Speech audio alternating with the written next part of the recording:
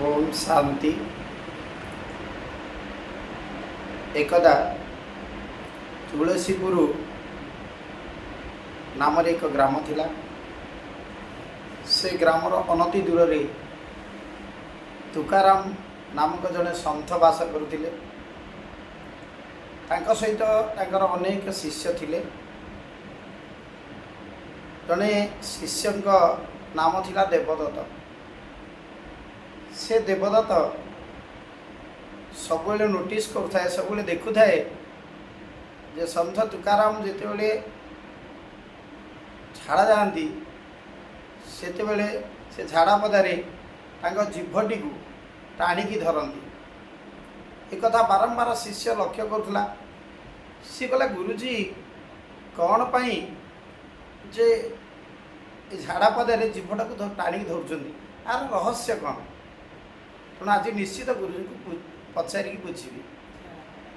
जितेबले सन्थ स्नान शौच सारी आश्रम फेरिले तो देवदत्त पचारा जे गुरुजी तो आपण से झाड़ा पदारे जीभटा कहीं टाणी रखिले।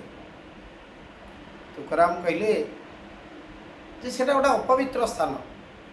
अपवित्र स्थान रे प्रभु नाम काले मो जीवा द्वारा उच्चारण हो जीभटा को टाणिकी धरी। सांगे सांगे देवदत्त कहला गुरुजी ये तो भूल कथा। गुरुजी कहले कहीं ना देखु आपड़ जदि से समय आप मृत्यु हो जाता ताले आपण भगवान का नाम नहीं पारि था। तो गुरुजी कहले अरे ये तो वास्तव कथा अच्छी। जदि से समय मोर मृत्यु होता मु तो प्रभु नाम नहीं पारि न ना। सांगे सांगे से देवदत्तर शिष्य बनीगले।